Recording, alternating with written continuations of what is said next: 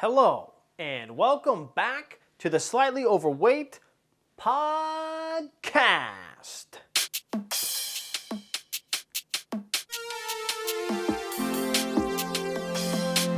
So I understand it has been a while. We moved to Florida. We're here now. We're in the Tampa area. And it was very exciting, I guess. Mackenzie and I, we lived in Indiana all of our lives, all 22 years of our lives. She's 22, I'm about to be 23. And we uprooted our lives and moved across the country, 16-hour drive with a dog and a cat. And I'll be up front, was very expensive, for sure. I think in total, the whole move and everything, including like the U-Haul, and we had some amazing help from her family and my family, ended up being around like $2,200 for the U-Haul and the boxes. We had a lot of help, basically. Very fortunate to have the support system that we do, and cannot thank each and every one of you enough. Even if you're watching and you didn't help, you're still helping because you're watching this podcast. So, you probably have a lot of questions. Where have I been? What have I been doing? What is Florida like? And I will get into all of those, probably. So, first of all, I don't want to take too long on this, but I really appreciate everybody that tunes into this podcast. I know that we took a break for a little bit. We wanted to get settled in, and we were going through some stuff like mentally, like I was, not really Mackenzie. But, yeah, you know, one of the big things about moving away from all of your family is that you're away from all of your family, right? So most people their whole lives, they're like, yo, the second I turn 18, you know, I'm just going to uproot my life and just move where I want to, you know. And a long time, for a long time, that for me was like California. I was like, I want to move to California.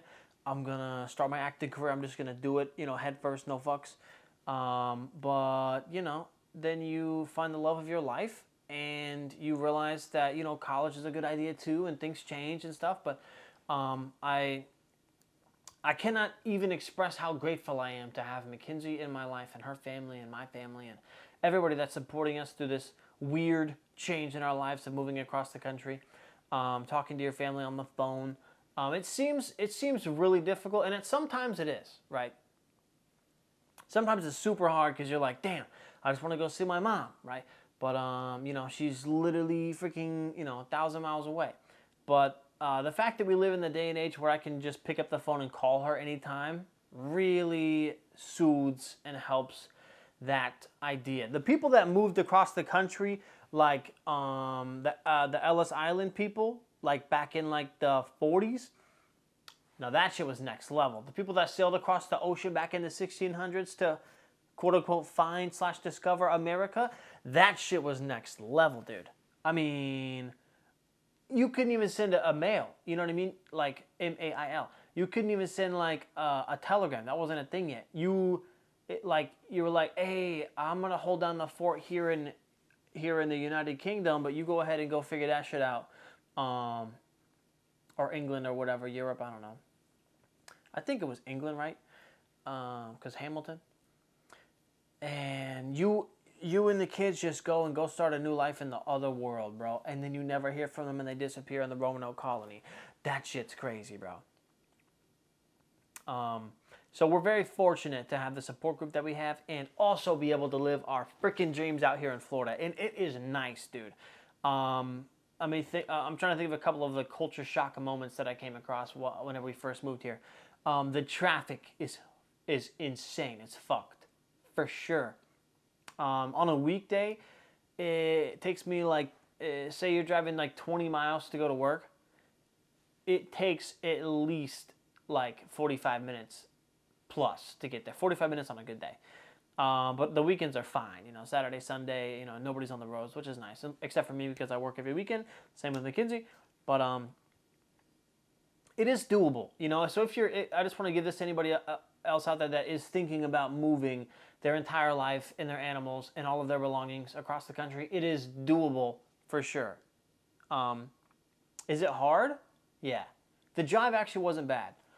Fortunately, I am in love with Mackenzie, and I have no quarrels, so we did not fight the entire time, which was amazing. That was something that I was questioning due to my ADHD. I tend to get on people's nerves, but she was a trooper through the whole thing. And Opie was a trooper, Kamat was a trooper. Nobody puked, nobody peed, except for me a couple of times. At gas stations, of course. But it ended up being like a really cool experience. And we're just kind of like dipping our toes in the water, to say. We've been to the beach a couple of times, and it's, there's something about being, within driving distance to the beach. It doesn't have to be a whole day thing. You can just go for a couple hours, come back. And there's no state tax, which is nice if you're into that type of stuff. But we definitely do not regret moving out here. That we have found that we enjoy our lives more out here for sure. Just because of the weather. That's one of the main reasons why we moved down here, is because of the weather. And then we found jobs that that would be able to support us during this, and our jobs are fine too. Mackenzie's loving what she's doing. I'm loving what I'm doing. It's a lot of fun, basically. A couple of people have reached out, from our hometown and talked to us about like what it was like, and that stuff is so cool, man. Just caring about people, but yeah, moving across the country really does make you take a step back and go, damn, like the world really is, huge. I mean, we drove 16 hours, 17 hours, whatever it was, and now we're in a place where people, pay money to go on vacation, which is cool, at least in our heads. People who are born in Florida might want to move to Indiana, and I'm not saying we might never, move from Florida, but we're, it's pretty lit right now. But it's hurricane season too, which is scary. So that's another thing. So in Indiana, the only scary thing was like the occasional tornado, right? And in my entire life of living there, I'd actually never seen a tornado form. So like, are they even real? Don't know. Seen them on TV, but you can't believe everything you see on TV. So, seen the movie Twister, CGI. So until I see one, I'm not really fully sold on the whole tornadoes are real idea. But I guess I'll believe them. I'll believe in them because that's what I was told in school. But it's hurricane season, which means like rain, but like nonstop. So we didn't know about it. Mackenzie and I didn't know that like it was hurricane season. And I guess it's like a big thing down here. So we both went to work a couple of days ago, and we didn't know about it. So we heard it from our coworkers. The coworkers were like, yo, like it's about to get crazy, huh? And I was like, what? Like, what do you mean? And they're like, the hurricane, bro. Like, you haven't been watching the news? No, I don't watch the news, dude. If it's not on TikTok, how am I supposed to know what's happening? And there's this hurricane, like Irma or Ida or something like that. It starts with an I. Ian, I don't know. And he's heading towards Florida, I guess. So we've prepped for that. We got a stockpile full of like macaroni. I bought the wrong fucking macaroni because I guess you can't make stovetop macaroni if the electricity goes out and you have an electric stove. So that was a fuck up on my part. Went to Sam's Club, and I went there for water. I went to Sam's Club for water because I was like, I might as well get a couple of bottles just in case. But Sam's Club has everything, and they have shit tons of everything. It's like Amazon or Google, but for fucking physical food items. And I asked the worker, I was like, hey man, I've been looking around for a while. Like, you guys have any bottled water? He just like instantly knew that I was not from around there. He was like, your first hurricane? I was like, maybe. How did you know? And he was like, yeah, bro, literally anytime the hurricane hits the news, like all of our water is gone. He's like, the next truck is coming tomorrow morning, I'm pretty sure. But there will be people lined up for hours before we open just to get a case. He's like, you can stockpile your own, but unless you're trying to put in that work, I don't think you're going to get any water. So we're going to die of dehydration out here. I told Mackenzie we can fill a bathtub full of water and just use that to drink. But whenever we turn on the water here, it just gets full of metal for some reason. I don't know if that's from the water or from the pipes, but little tiny flakes. I should probably collect them. I could probably make like a brick of silver or something. But yeah, I tried to take a bath the other day, and I like looked down, and I was just like all covered in like soot, basically. Like I was a chimney sweep taking a bath. Chim chimney, chim chim, shiri shim, shower. And so I had to shower off, and it's all good. Don't you ever feel like, doesn't that make you feel nasty? Like you want to take a bath, you're like, I just want to relax in a warm body of water. I just want to chillax in.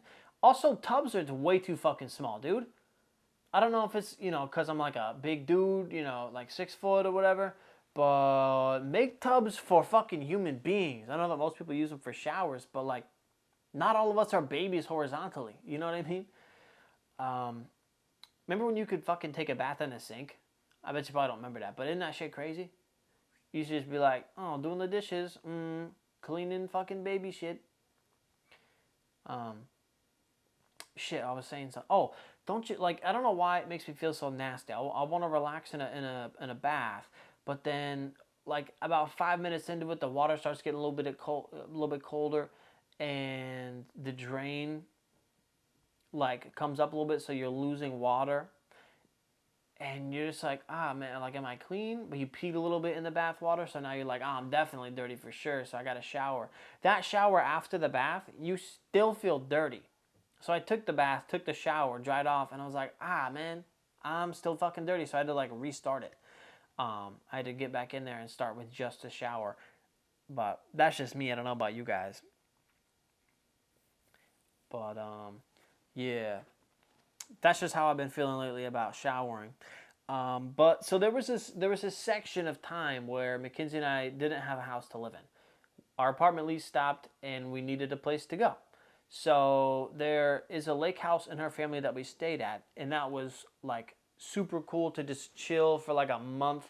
We had just graduated, no school. I had quit my car wash job. Thank God. Rest in peace, car wash. Shout out to all the people that work at the car wash, though, because they were cool. Not all of them, but most of them. And shout out Derek. And we lived at this lake house for a little bit, and it was just straight chilling, dude. I mean, there was this nice restaurant down the road.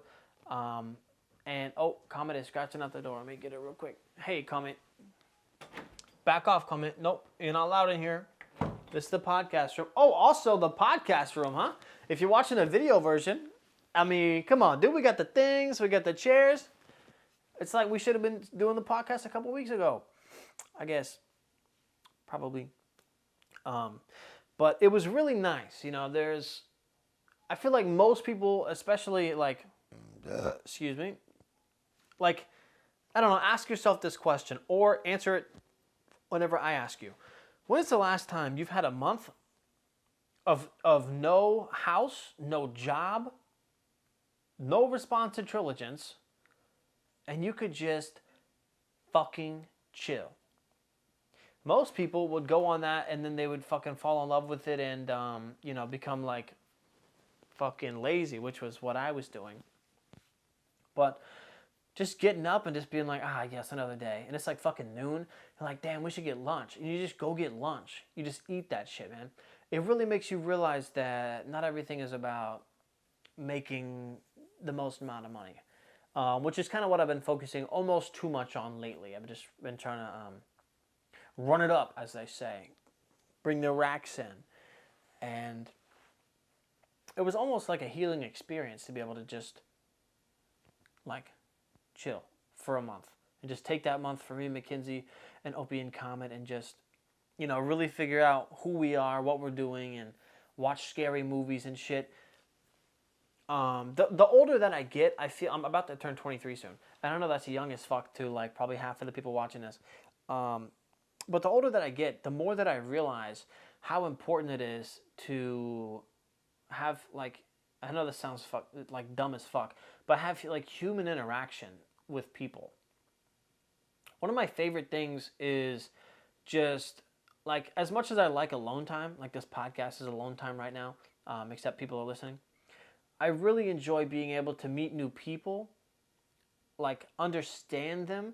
It's my favorite thing to try to see from another person's perspective. Like my entire life, I've studied like my heroes, right? Chris Angel, Michael Jackson, Dick Van Dyke, Ernest Hemingway for a little bit there, and it's like serial killers too, low key. Not that they're my heroes, but it's like if you like watching true crime, you'll understand this. Where you study someone so closely, not to where you get their, oh, what's the word? Not aneurysms, idiosyncrasies, idiosyncrasies, and kind of see from their perspective and look at life and the things in your daily actions through their lens almost.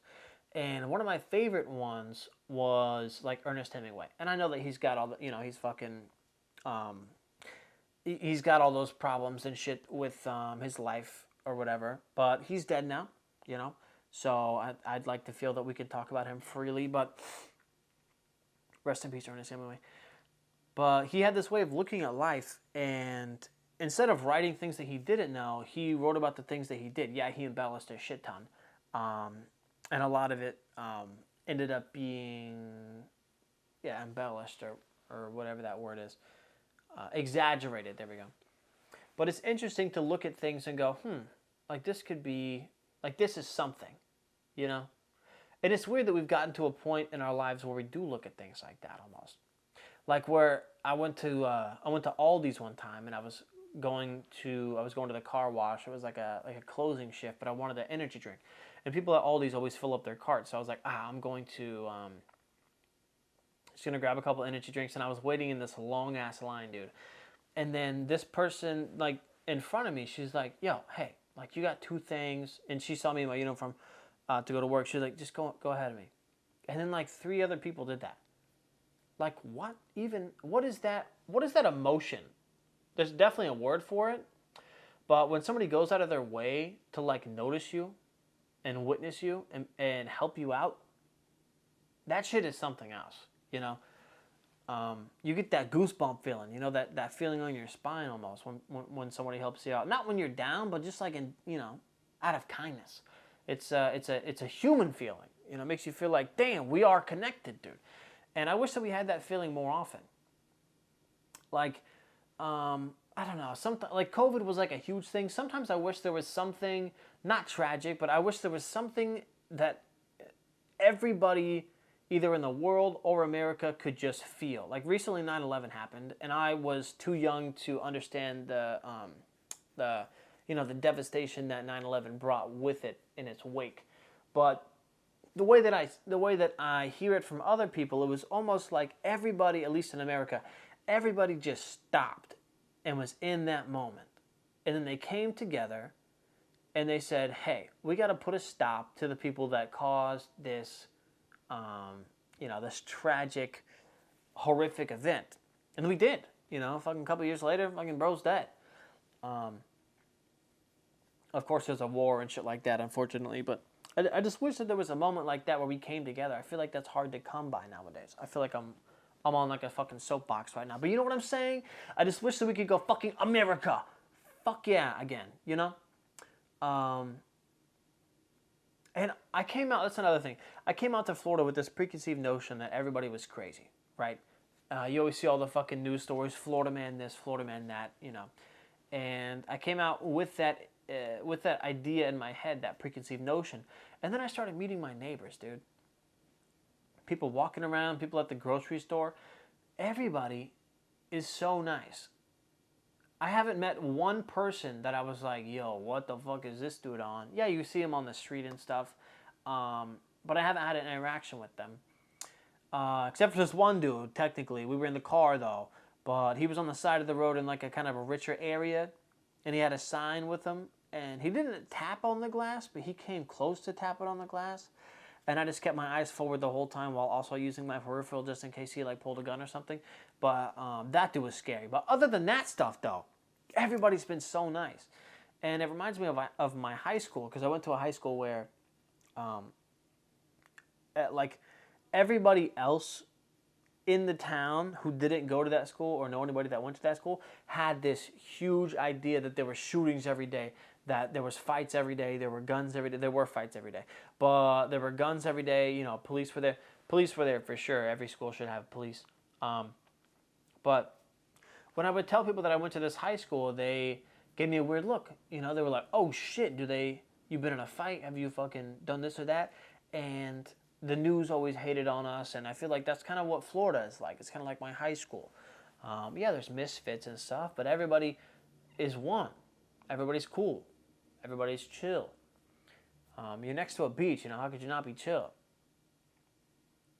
But that's another thing. So whenever you're driving, you'll see these people, like the dude that Mackenzie and I encountered, who are just, not even the homeless dudes, but just the people in general. There's always somebody on the fucking median, bro. In the middle, there's always some random dude crossing the street, not at the crosswalk, but in the middle of the highway, fucking four lanes on this side, 4 lanes on this side, dead flat in the fucking middle, and he's just like looking around, ready to cross, like he's gonna get a fucking green light in the middle of the fucking highway. And that will never be me. I saw one dude while I was on my way to work, and I said, that right there, that dude who's just standing there, or whoever it was, the girl, was just standing there in the middle of the fucking median on the fucking highway. I will never be that dude. I could never. Always use the crosswalks. Yeah, I might jaywalk a couple of times.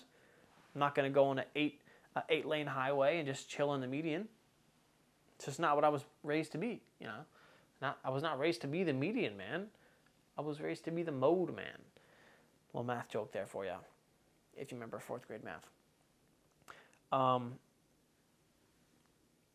Sorry, I got a little list here. So, back to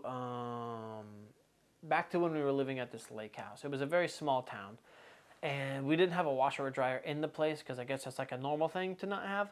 So I looked on. We had to do laundry before we moved down here because we wouldn't have clothes. So I looked online and I was like, laundromat. And I'm not hating on anybody that ever uses a laundromat. They're fucking there for a reason. You have to do laundry. It fucking makes sense, right? But this particular laundromat was the sketchiest place I'd ever been, okay? Small town in Indiana, so you know that there's meth around there. And don't meth around with me. And I pull up with all of our laundry. I go in, and it's a laundromat. There's washers, there's dryers, there's fucking dispensable detergent. And I look in the dispenser. We didn't buy any. We didn't have any, detergent with us. So I look in the dispenser, and all they have is dryer sheets. There's no, body soap for the clothes. So I'm like, well, shit. I'm here. I got all of our shit in here. I don't want to leave it here. Have somebody steal my underwear or my socks or something and sell it for millions of dollars. So I pack it back up, and then I look around, and right across the street is a little market. So I'm like, hey. So I'm feeling a little bit poor here, okay? And it's not bad to feel poor. There's like a saying. It's like you're not broke, you just feel poor or something like that. Like, you might be broke, but you're never poor. Poor is a feeling or something like that. And my dad said that to me one time, or I don't know. But as I was walking from the laundromat to the market, this white car pulls up. And it's not just any car. I give it 2 looks. Normally I know what car it is at the first look. I look at it a second time and realize this is not a car I have seen in person in my entire life. This is a car I've seen in movies, in music videos, specifically Post Malone's White Iverson. And I was like, that's a fucking Rolls Royce. So I go up to it, I double check. I'm like, that is an actual fucking Rolls Royce. And I see the emblem, and it took every ounce of my body to not go over there and do that fucking steal thing. There's a thing on Rolls Royce emblems, hood emblems, where if you fucking whack them hard enough, they just retract so that you can't steal them because it's worth a lot of money. I didn't do it. Thought about it a lot though. Intrusive thoughts did not fucking overcome me, thank God. But I went into the market and I just hear this man chatting up. He knows all the workers there. They all know him. He's super nice. And I was like, wow. Something in my head was just like fucking envious or like jealous, or I was just like, this man owns a Rolls Royce. So he, if you own a Rolls, if you don't know, it's like, a multi hundred, hundreds of thousands of dollars, almost probably $1 million, depending on what your customizations are. And this one just looked like a standard one though. So the fact that I was in the same city in the same market, but there was such a wealth gap, and he probably worked hard to get where he was. I'm not saying that he was handed it out for free, but I was just like, I will remember this moment for the rest of my life. How I am going to a laundromat because I do not have a washer and dryer, and I also do not have soap, so I have to go to a market. Maybe I was meant to not have soap. Maybe that vending machine was meant to be out of soap. You know, you ever think about shit like that? Like coinky-dinkies? Coincidences? Coincidences? I think about that shit all the time. You can't think about it too much, though, because then you start fucking thinking too hard, you know? You're like, damn, maybe I shouldn't have. And then you start, you know, you don't want to do that. You don't want to start regretting things. Because I've done some dumb shit. For sure, dude. I've done dumb shit here in Florida, bro. Don't regret any of it, you know? Cutting people off in traffic and stuff. Hey, bro, it's part of it, you know? I signal every time. I try not to cut them off, but if they're speeding and I need to get there, you know, it happens. It gets the worst of us. But god damn it, I feel so glad to be talking with you guys again. And I know it's been a long ass time, and if you're still listening to this and you're still a part of this fucking family that we've created slowly but surely here at the Slightly Overweight podcast, and I really do appreciate you. I can't tell you how much I thank you for fucking listening. Seriously, I mean, I know people always say that shit and it's annoying as fuck when it's long as fuck and they draw it out, but no, seriously though, I appreciate that. And if you're debating on moving across the country, fucking plan for it and do it, man. It's the best decision McKinsey and I've ever made, besides dating, for sure. Or getting Opie and Comment. Moving to Florida's probably like number 4, but still up there, you know? Or, we're watching the Saw series right now. Also, side note, real quick, just to give you guys a fucking tip. If you have Netflix, which you may or may not have because they've been getting like kind of ass lately, but on Netflix is a movie called Father Stew with Mark Wahlberg. Mackenzie and I are huge fans of Mark Wahlberg. Anything that he's in, we will give it a shot and we will enjoy it because Marky Mark is the best ever. But it's a good movie. Just give it a shot. He's a boxer, and then you know some shit happens, and it's brand new. It's like number 2. Just go watch that shit. You know, I'm excited to see Marilyn Monroe too. That shit's coming out soon. It's called like Blonde or something. It's got Ana de Armas. But yeah, shit, that's all I got for you guys so far. So we're going to try to keep doing this every week. We're busy as shit out here, grinding our asses off, trying to make sure that we can provide for our dog and our cat. So, but yeah, I hope you guys are doing as well as I am today, right now, in this moment. Yes.